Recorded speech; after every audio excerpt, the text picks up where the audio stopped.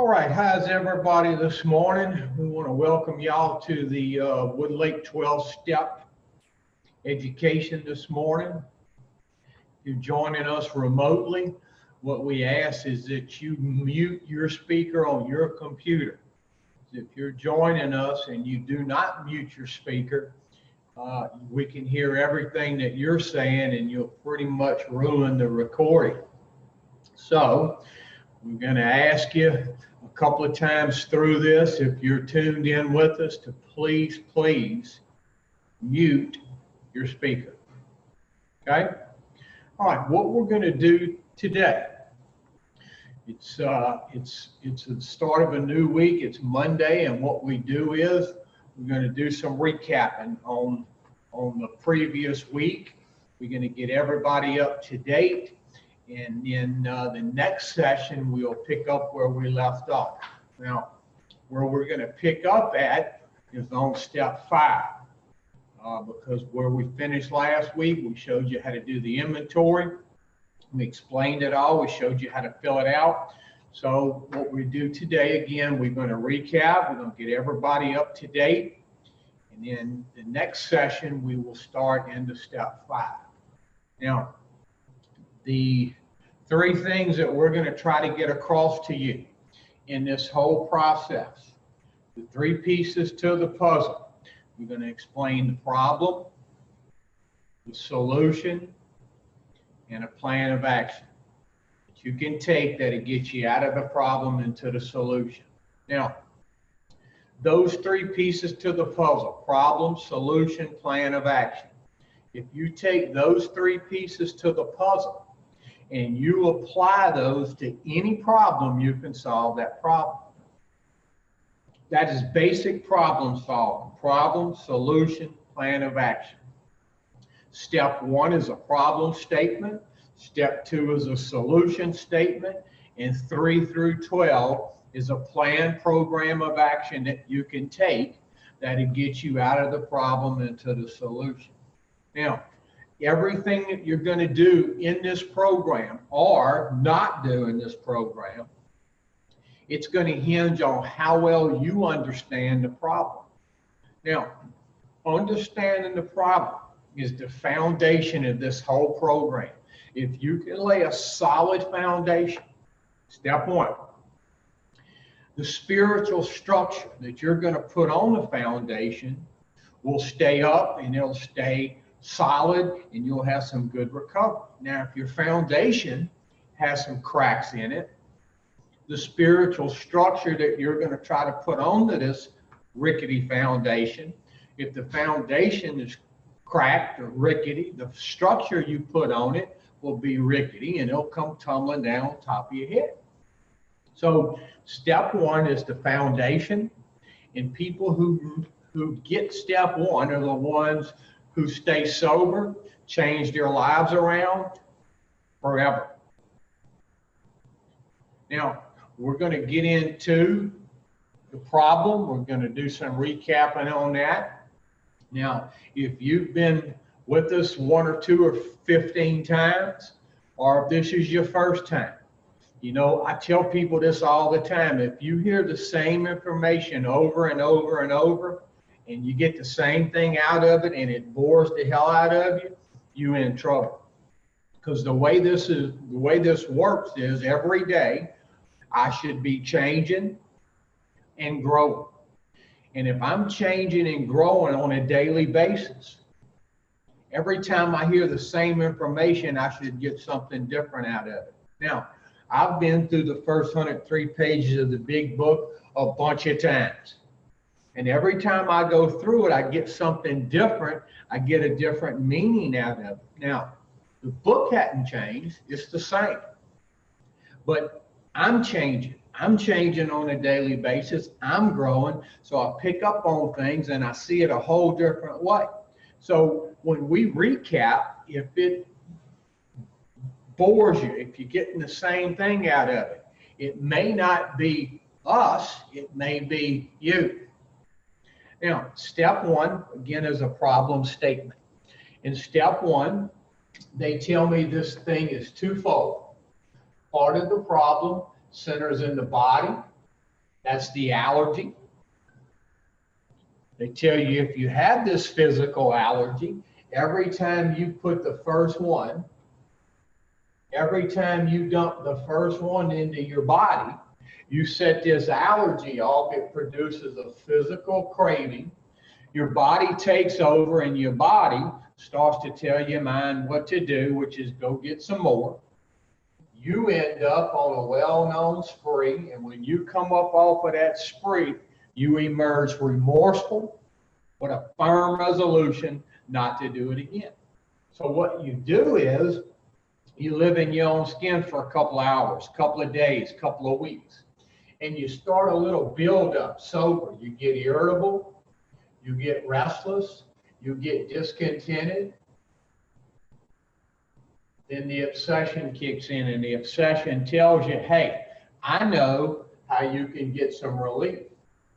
Put the first one back in. See, the obsession doesn't tell you, hey, put the first one back in, get some relief, set the allergy off, produce the craving, and get in all kinds of legal, family, work, and financial trouble. See, the obsession doesn't tell you that. The only thing the obsession will let you see is you fixing to get some ease and comfort from the first one. Now, every time you put the first one in you, do you get some ease and comfort? Of course you do. And if you could do just one, get some ease and comfort, I don't see anything wrong with that. Your problem, my problem is, because of this allergy, I can't do just one.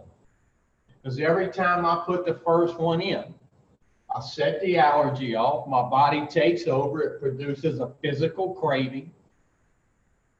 My body's telling my mind what to do, and I end up on a spree. Now, every time I put the first one in, the first one equals 1 unit of craving. And that 1 unit of craving physically makes me take the second one.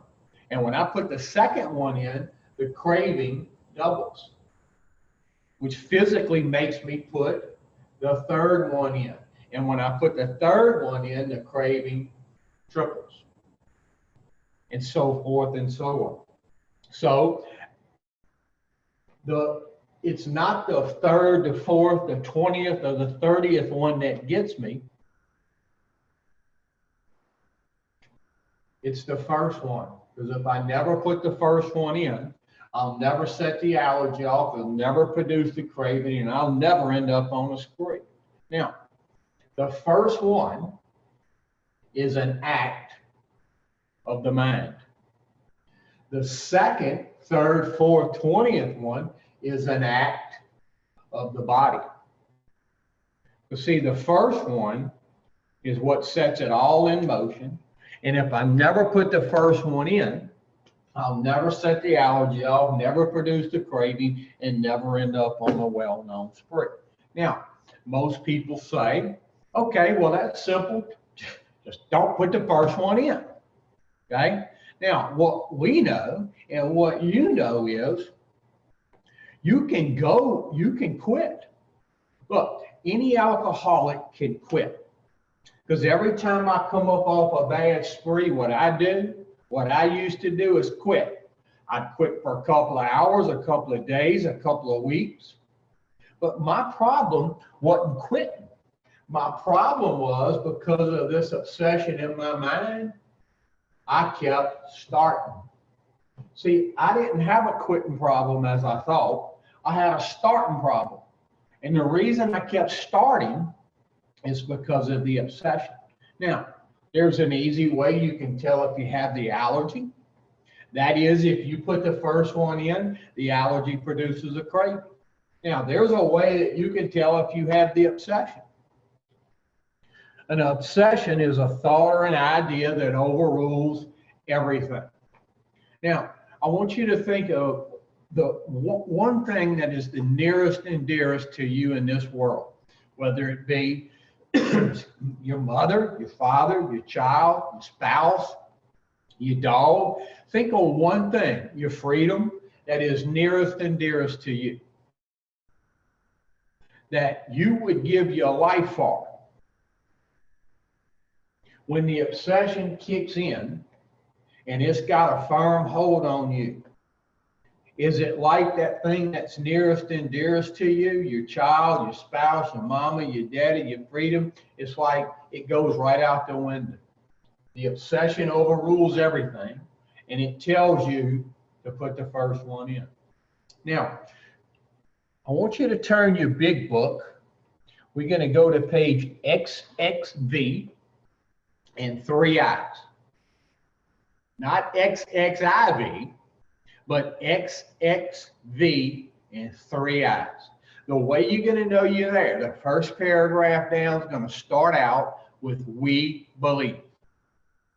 Now, on page XXV and 3 I's, we're going to start out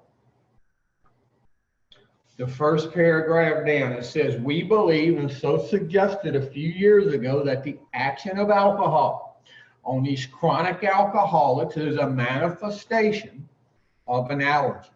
Now, how many of y'all know alcohol is a drug?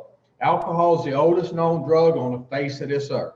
Now, let's say you're not drinking alcohol. You're shooting it, you're smoking it, you're snorting it. Okay? Alcohol, again, comes in a lot of different forms. Now, it says these chronic alcoholics. What's a chronic alcoholic? See, chronic means more than once. If you've only been drunk or loaded one time in your life, you're probably not chronic alcoholic. But how many of us, this has been over and over and over and over and over, and it's become chronic? Now it says these chronic alcoholics,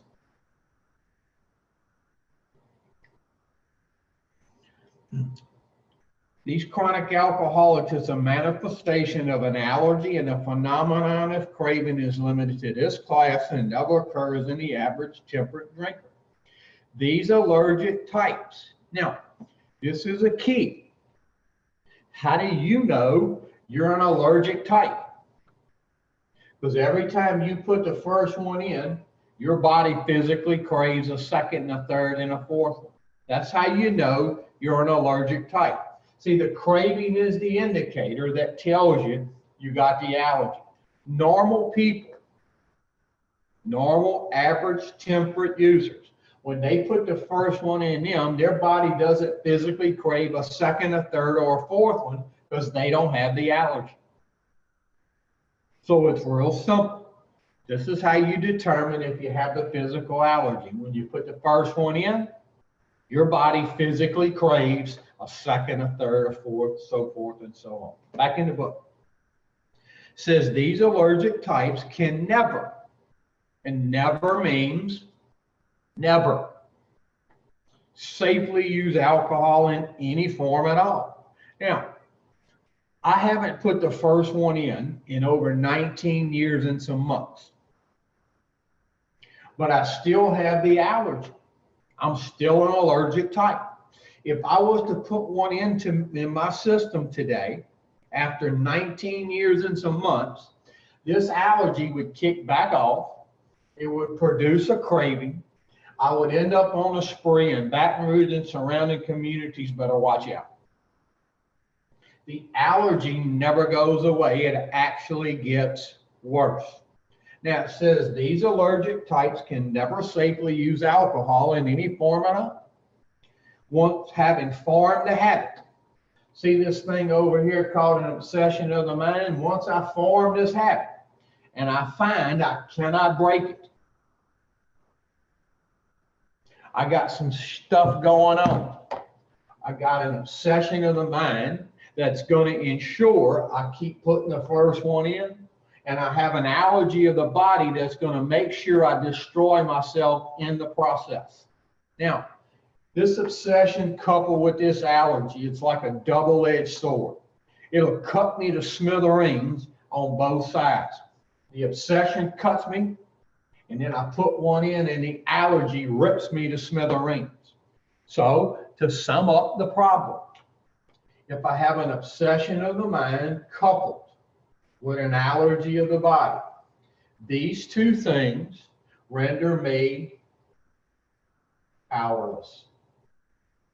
See, I'm not powerless because I'm a bad person. I'm not powerless because I'm a weak person. I'm powerless because I have an obsession of the mind, and I've coupled that obsession of the mind with an allergy of the body. Now, I want you to turn your big book to page 24. On page 24, the first paragraph now in that italicized writing. We're gonna study this little thing right here because it's important. That's why they put it in italicized writing. It says the fact is that most alcoholics, for reasons yet obscure, have lost the power of choice and drink. Now, let's say you don't drink. Let's say you're shooting heroin. You read it like this. The fact is that most alcoholics, for reasons yet obscure, have lost the power of choice in shooting heroin.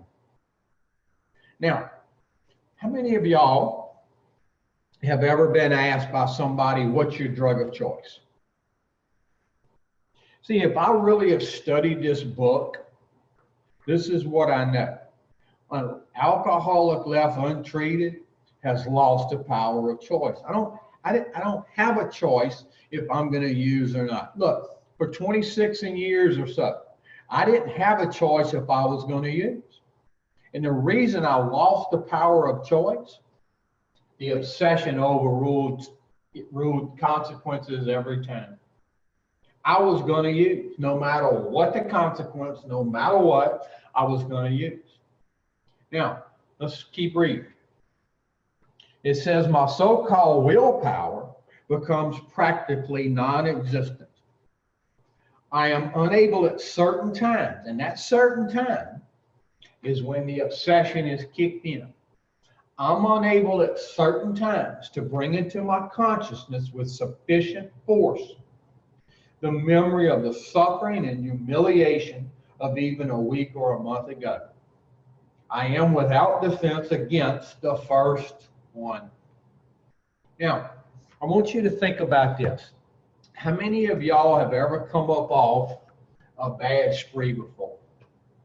And boy, you could bring it into your consciousness with sufficient force. The pain, the suffering, the humiliation. That's why you say, I'll never do that shit again.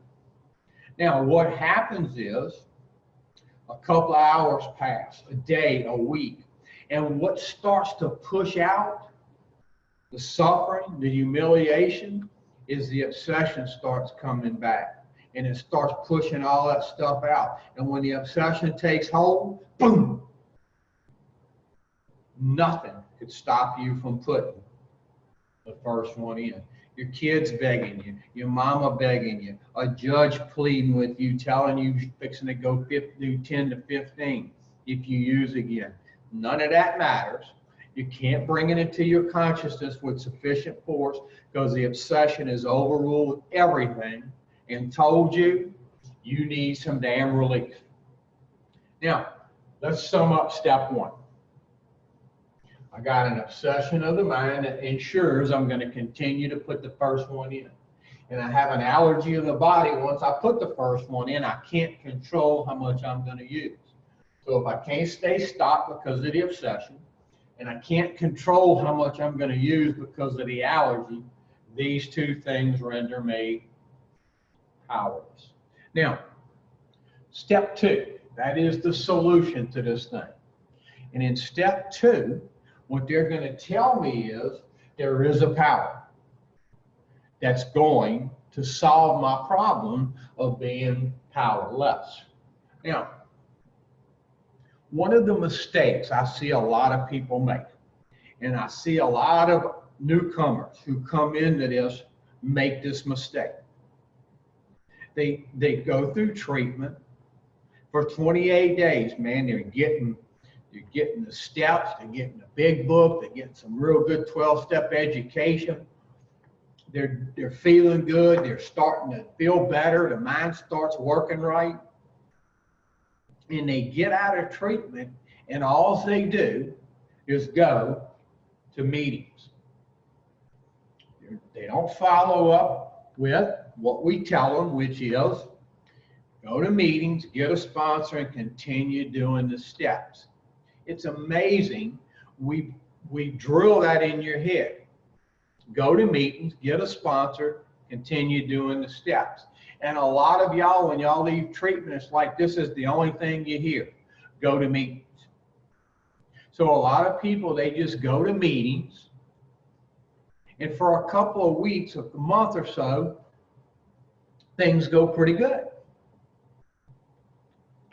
But after a couple of months, life starts throwing you some curveballs. You really have no step work, no real power to back you up because you've been riding the coattail of the fellowship. And what's just been sitting right here waiting on you is the obsession. And finally, it gets through after a couple of weeks, a month, a couple of months. And you put the first one back in, and when you do, you off to the races. And when you come up for air, this is what you say. That AA shit don't work. I've seen a lot of newcomers make that mistake. Now, solution. It's only as good as your understanding of the problem. Look, the problem, once you understand it, the solution becomes very simple. But if you don't understand just how powerless you are and how powerful this obsession is, you will not take the steps necessary to tap into some power that'll remove the obsession. You'll just go to the meetings thinking that's enough. And the obsession will get your ass at the most inopportune time. Now, the solution. If the problem's powerless, the solution has to be power. Now, how does a person like me, who lived this way for about 26 years or so, how does a person like me tap into some power? Now, it's real simple. They have what we call the fellowship in Alcoholics Anonymous. That's going to the meetings. And in these meetings, you're going to get a lot of support. That's what the fellowship does. It supports me. And it tries to prop me up early on, giving me time to really tap into some power by taking the steps or the program of AA. Now, the directions, precise and clear-cut directions for the steps, are in the first 103 pages of the big book. And what these steps, if I take them the way the big book says they're going to do, they're going to change me. They're going to give me a personality change or a spiritual awakening. Same thing. And if I take these two things and I combine them, the fellowship and the steps, I'm going to tap into some real power. Now, the fellowship. Let's talk about being in the fellowship. Not around the fellowship, but in the fellowship. When someone's in the fellowship of Alcoholics Anonymous, they go to meetings, they chair meetings, they get there 15, 20 minutes before the meeting, they help set up, they stay after the meeting, they help clean up, they sponsors. They're sponsored by other people who have taken the steps and had an awakening themselves. They try to sponsor other people. They have service commitments. They're actually in the fellowship of Alcoholics Anonymous. Now, you can be around the fellowship. What being around the fellowship means is this. You show up like 30 seconds before the meeting starts. You go in, you drink all the coffee. You get up and walk outside 2 or 3 times to answer your phone or smoke cigarettes. You come back in. As soon as the meeting's over with, you get up, you leave. You don't have a sponsor. You don't sponsor others. You don't try to do anything to give back. You just around AA. Now, I ask people this. When it comes to the dope game, were you just around it or were you all up in it? See, if you anything like I wasn't around the dope game, I was in the dope game. So if you're just around the fellowship, you won't stay around very long. Now, the fellowship, it's important, it's good, it's necessary. But what it does, it supports me when I go to these meetings. Now, the program of AA, that's the steps. Now, this big book, that's what they call this thing, because it's a book and it's big. That's why they call it the big book. Now, a lot of people think all of this is the program of AA. It's not. See, the first 103 pages of this book are the directions for the steps. That's the program of AA right there. Now, would you rather do this right here and change your whole life around, or continue to do your program? Now, the program of AA, these are the precise, clear-cut directions on how to take the 12 steps.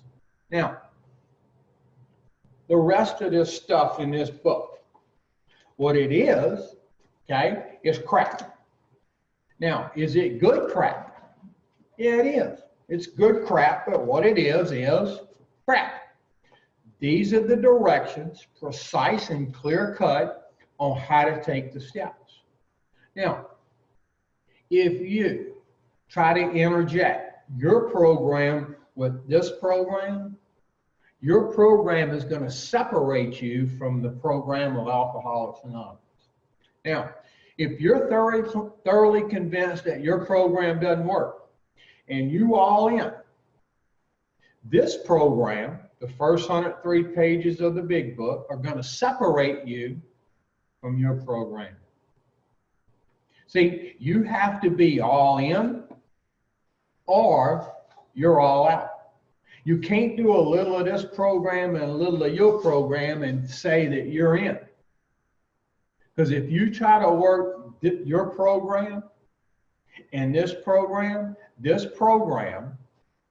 and your program are like oil and water. And if you try to combine oil and water, they separate. Now, the program of Alcoholics Anonymous, it's in the first 103 pages of the big book. And what those pages, what those steps do, if I take them, I continue to take them, they give me a personality change. And my personality is going to continue to change on a daily basis. And if I take this program of AA and I combine it with the fellowship in AA, then what I'm going to tap into is some real power. And what that power is going to do is some things I couldn't do for myself. And the most apparent first thing it's going to start to do, this power, is come over here and remove this powerful obsession that you can't do anything about on your own. See, the fellowship won't remove the obsession. The steps, tapping into the real power, is what removes the obsession. Now, when I say this, I get a lot of flack and a lot of people look at me like I got about 8 heads and 22 eyes. There are 2 AAs. There's the fellowship in AA, and there's the program of AA. And if you take both of these things, these 2 AAs, the fellowship and the program, and combine them, you're going to have some power that's going to be unshakable. Because I'm telling you, just because you sober doesn't mean life stops. Life actually starts coming, and it starts coming 90 miles an hour.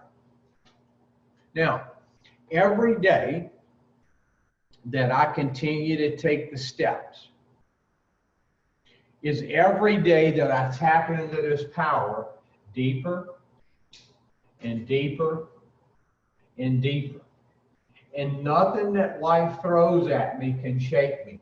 Death, sickness, loss of a relationship, loss of a job, nothing can shake me. Now, how many of y'all, the least little thing that happens to you, you fold like a house of cards and you say, I need some relief.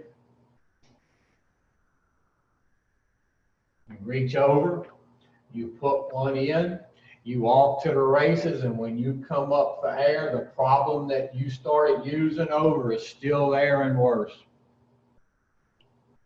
Now, they give me the problem in step 1. Tell me about this obsession and this allergy that renders me powerless. They give me the solution in step 2. They tell me about the fellowship in AA and the program, so the steps of AA. And they tell me these 2 things give me some power. Now, if you have the problem and you have the solution, it's time for you in step 3 to make a decision. Do you want to remain here? Do you want to seek this power, or do you want to remain powerless? Now, they give me the problem, they give me a solution, and they ask me what's your choice to be. Now, step 3, it's just a decision. And I can't stress that enough. See, and decisions change absolutely, positively nothing. How many of y'all have ever decided to get your shit together? And after you made that decision to get your shit together, you did absolutely nothing, and you never got your shit together. All you did was make a decision to do it. Decisions imply further action. Now, let's say you decide you do not want to be in the fellowship of AA, and you do not want to do the steps like the big book says. What you have decided to do, you just don't get it yet, is to remain powerless.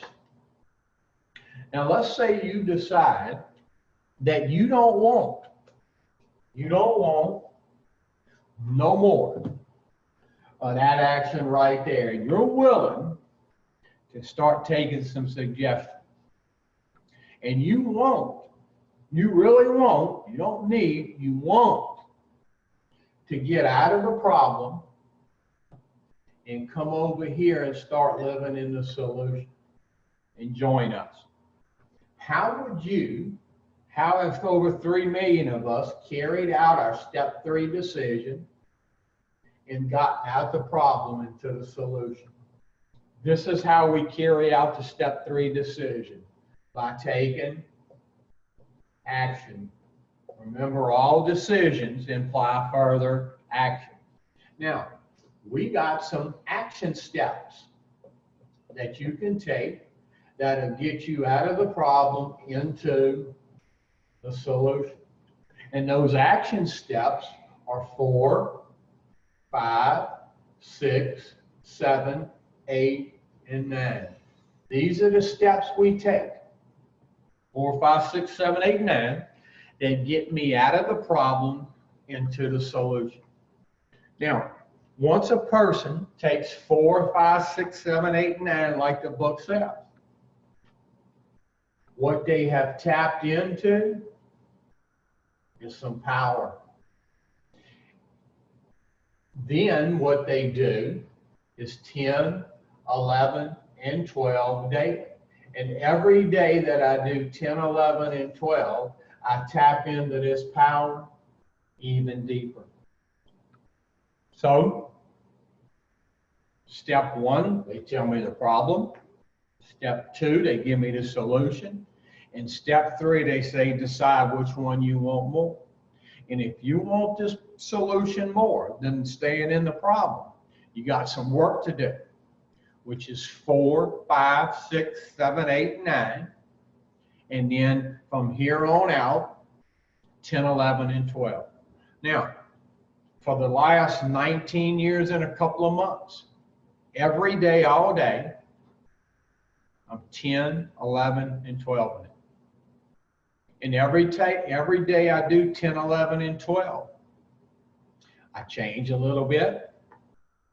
I grow to another level. And I tap into that power deeper and deeper and deeper and deeper.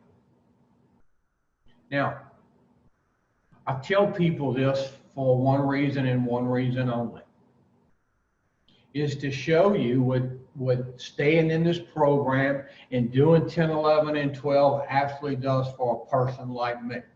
Now, in the last 3, 4 years or so, I've lost a nephew, my mother, my brother, and my sister. I've been diagnosed with cancer. Not one time did I say, boy, you know, I think I need a hit. Every time something's thrown at me like that, this is what I say. Boy, you really need to get into 10, 11, and 12 even deeper. You really need to really tap into that power even deeper. Because you can't afford to sit around and feel sorry for yourself. Because if you sit around feeling sorry for yourself long enough, what happens? This thing starts to come back, and it'll start telling you things like, you know, anybody that's been through what you've been through deserves a drink. And it'll tell you that so many times you actually start to believe a lie. Now, what we're going to do at this point right here, we're going to take us about a 15-minute break. You can go to the potty, you can go smoke you a couple of 4, 5, or 8 cigarettes. In 15 minutes, we're going to start rolling again. And you know us alcoholics, when we hear 15 minutes, we think that means we got 20. But in this case, 15 actually means 15. So we'll see y'all back in about 15 minutes. We're going to get in a few little other things today, and we'll wrap it up. So 15 minutes, we'll see y'all.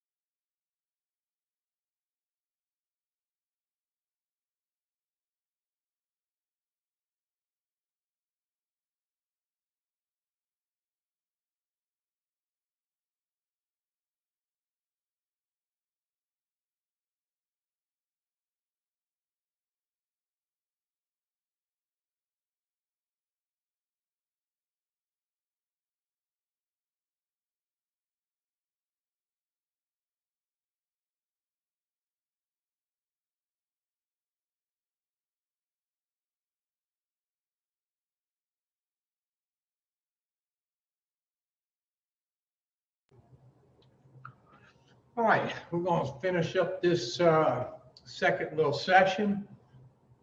Just to recap what we talked about this morning,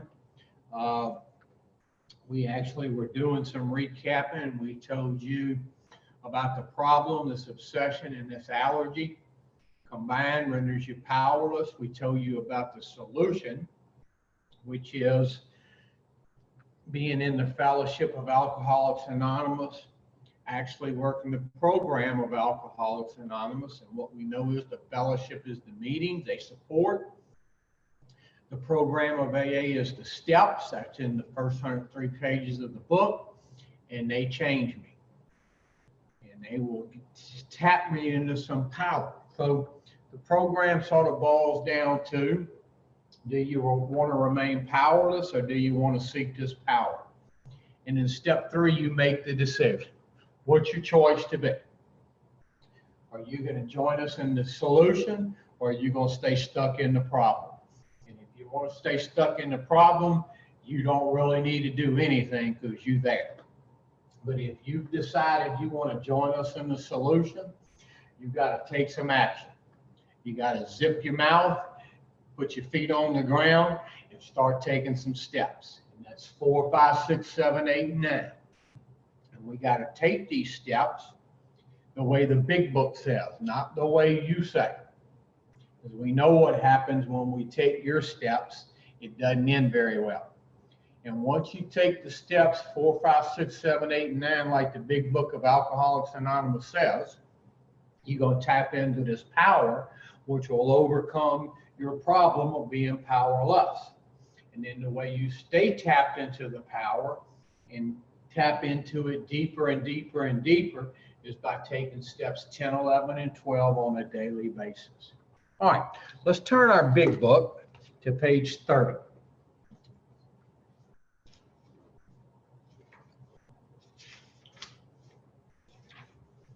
It says more about alcoholism. It says most of us have been unwilling to admit we were real alcoholics. Now, why do you think most people don't want to admit they're real alcoholics? You know, a lot of people like myself, before coming into this program, I thought that an alcoholic was someone who walked around with a trench coat with a brown paper bag full of Thunderbird falling down in the gutter. You know, is that probably an alcoholic? Probably is. But that's not what we're talking about. An alcoholic is someone who has this physical allergy, and every time they put the first one in, the allergy sets off the craving. Being alcoholic, to me, I look at it a lot differently now. It's probably one of the best things that ever happened to me, when I used to think it was the worst thing that ever happened to me. So back in the book, it says, no person likes to think he's bodily, that's the allergy, and mentally, that's the obsession, different from his fellows. That's these normal people we see. Therefore, it's not surprising. Our drinking careers, it's been a career, have been characterized by countless vain attempts to prove we could smoke crack like other people. Now, how many of us, this is some things that we say. Well, she's been divorced 5 times. I've only been divorced twice. I couldn't possibly be alcoholic. She is. Or you say, well, he's had 4 DWIs. I've only had 1. I'm not alcoholic. He is. And we go around and we try to judge ourselves like that. That's not the way you do it. See, this is what makes me alcoholic, plain and simple. I have a physical allergy. Now, I will be alcoholic till the day I die. I'm alcoholic. I don't drink. I hadn't had a drink in over 19 years. But I'm still alcoholic, and I'm still alcoholic because I still have the allergy. Allergy, what makes me alcoholic, taking that allergy and coupling it with an obsession renders me powerless. Now, an alcoholic, we're going to sum this up, is someone, when they put the first one in, this allergy sets off a craving and their body physically craves a second, a third, a fourth, so forth, and so on. It says the idea that somehow, someday, she will control and enjoy her crack smoking is the great obsession of every abnormal drinker. Now, it says that's the obsession of every abnormal drinker. See, normal people, they don't try to control it because they don't have the allergy. They do it automatically. So if you've ever tried to control this, you said, I'm just going to do 2, I'm just going to do 4, I'm just going to use on weekends. If you've said that and tried that, you're probably one of us. Because normal people don't say that. The idea that somehow, someday she will control and enjoy her drinking is the great obsession of every abnormal drinker. The persistence of this illusion is astonishing. Many pursue it into the gates of insanity or death. Now, if you notice, Bill's using some different words: illusion, delusion, obsession. They all mean the same thing, which is believing a lie. Anytime an alcoholic puts one in saying, I can just do 1 or 2, they believe a lie. It says, we learned. And the ones of us that have taken step 1, we learned it the hard way.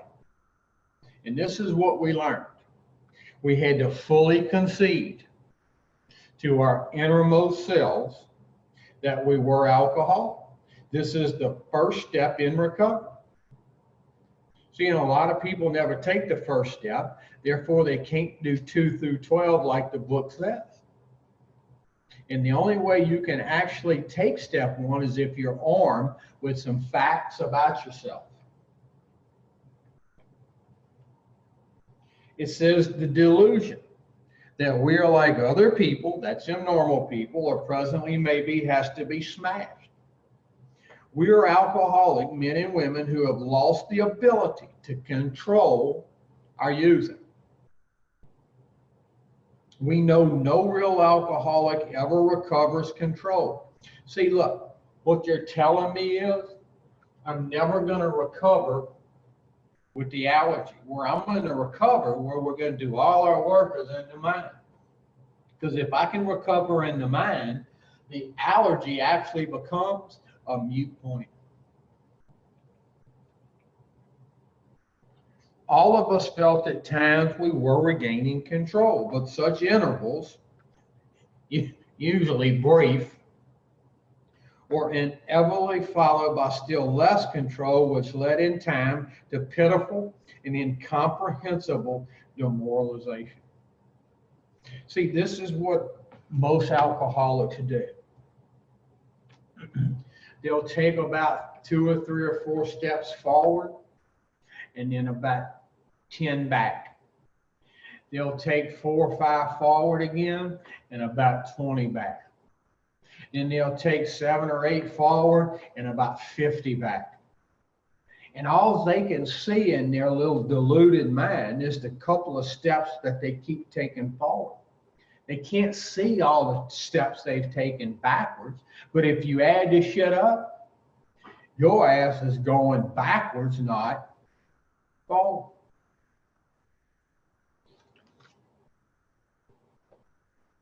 We are convinced to a woman that alcoholics of our type are in the grip of a progressive illness. Over any considerable period, we get worse, never better. Now, the first time I ever read that, I said, well, if I'm getting worse, never better, what's the use?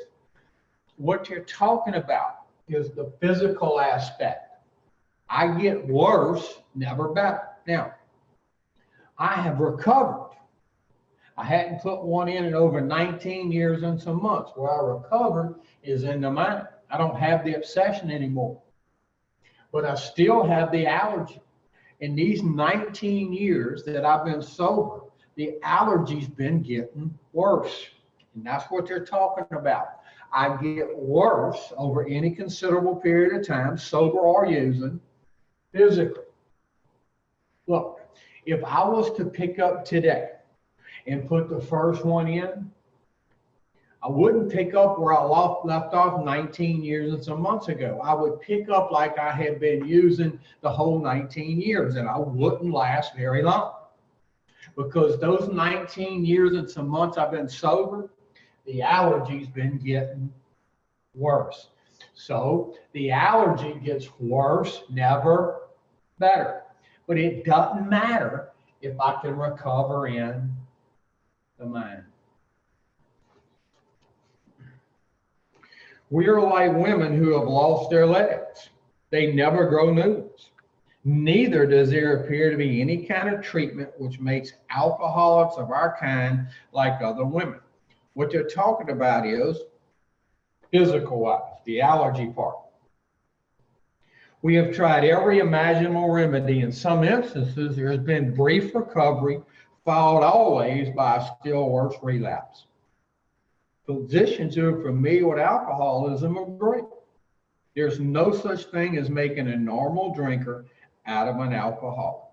It says science may one day accomplish this, but it hadn't done so yet. And as of today, science still hadn't did that. But let me ask you something.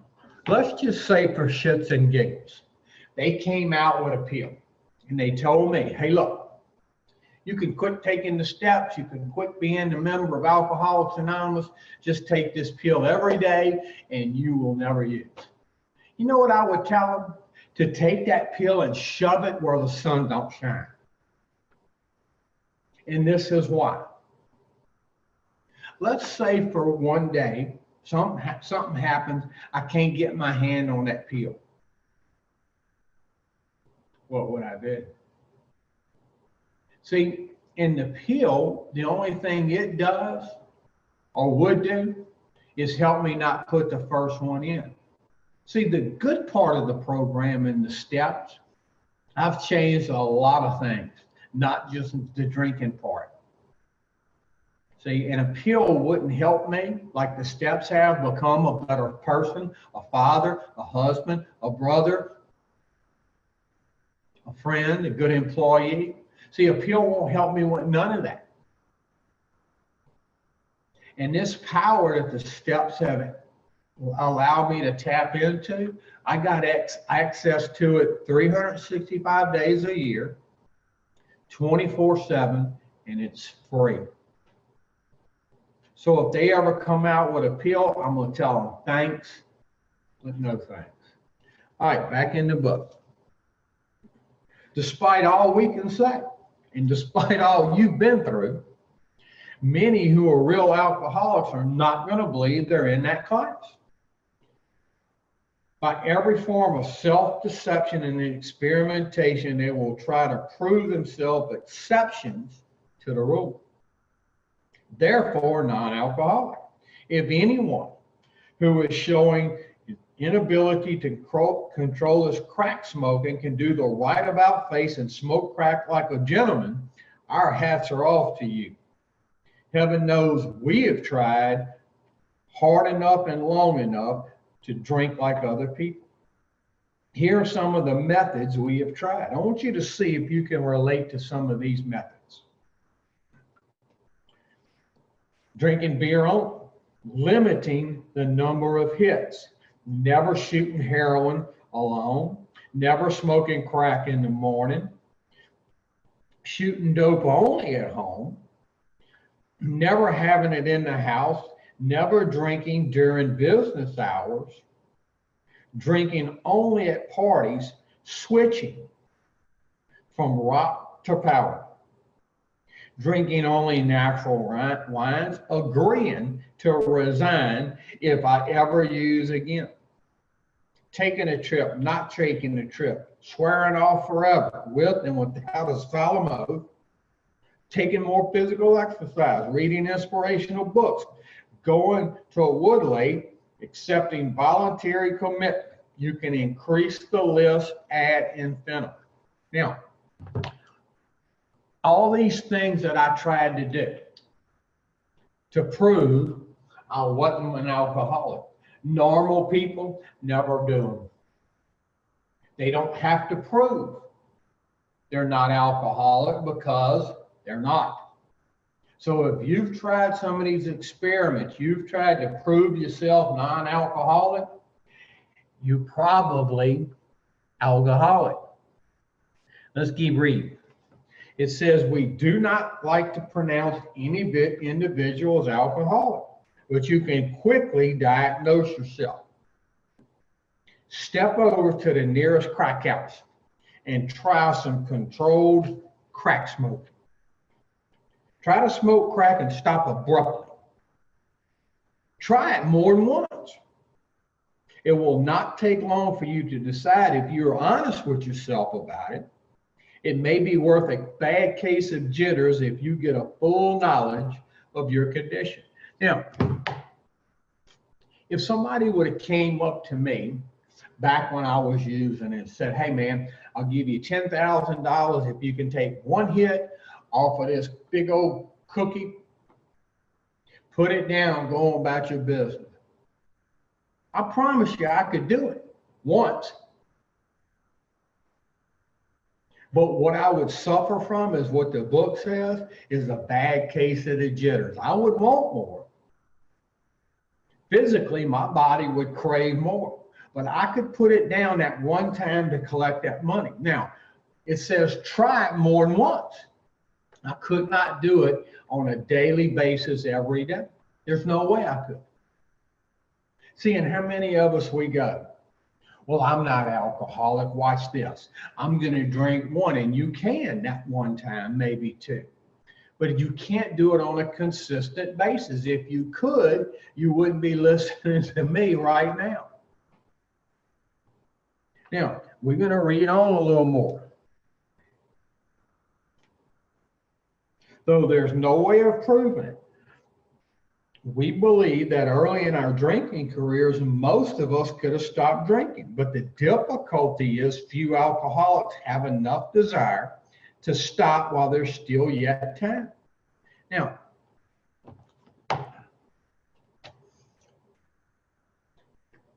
how many of y'all started out as a normal, average, temperate user? You could take it or leave it alone. See, some people are born normal. They can take it or leave it alone. But as they use over the years, they start to damage some things. And what they do is they cross the line. They become alcoholic. They go from non-alcoholic to alcoholic. Now, a person can start out as a normal, average, temperate user. And after a couple of years of dumping chemicals in their body, they cross the line and become alcoholic. Now, that person can never go back to being normal. See, once you cross the line, it says once alcoholic, always alcoholic. Now, you take me for an example. I didn't start out as a normal, average, temperate user. The very first time I ever used, I drank a Budweiser, set the allergy off, it produced a craving, and I ended up on a spree at about 12 years old. I never knew what it was like to use like a normal, average, temperate user. So therefore, in my mind, I don't think I can go back to being normal because I never was normal. See, I think people who start off as normal, average, temperate users and cross the line, I think a lot of them think if they stay sober a month, 6 months, a year, they can go back to being normal. And you can't. It's sort of like this. If you take a cucumber and you immerse it in a bunch of chemicals, it will become pickled. Now, once that cucumber becomes pickled, it can never go back to being a cucumber. Now, how many of y'all started out as a cucumber, normal? You immersed yourself in a bunch of chemicals over the years, and your ass got pickled. See, once you pickled, you can't go back to being a cucumber. See, me, I never was a cucumber. I was born pickled. So I don't know what it's like to be a cucumber, so I don't think I can go back to being a cucumber. But it doesn't matter whether you were born pickled or you crossed the line and became pickled. It doesn't matter how your ass got pickled. See? I had a person tell me one time, it don't matter how the jackass got in the ditch, let's just get them out. Now, we're going to sum up today's session, and we really want you to think about this, okay? Are you pickled? Do you have this allergy that every time you shoot the first one, drink the first one, smoke the first one, you set this allergy off, it produces a craving, and you're off to the races? Because if you're like this, the good news that this program carries is there is a solution for you. And I'm telling you, if you ever get a little taste of the solution, a real taste, you're going to want more. And you're going to want more. And you're going to want more. See, for the last 19 years and a couple of months, I wanted more every day. And I get more by doing 10, 11, and 12. Well, where I got the taste is by doing 4, 5, 6, 7, 8, 9. And the reason I did 4, 5, 6, 7, 8, 9, because I wanted this more than this. So next week, next session, we're going to pick back up. We're going to probably do 5, 6, and 7 all together. And we're going to try to show you some things, okay, because we've given you the information on how to fill out the 4th step, and we're going to proceed right on through. So next session, we'll get into 5, 6, and 7. Y'all have a good day.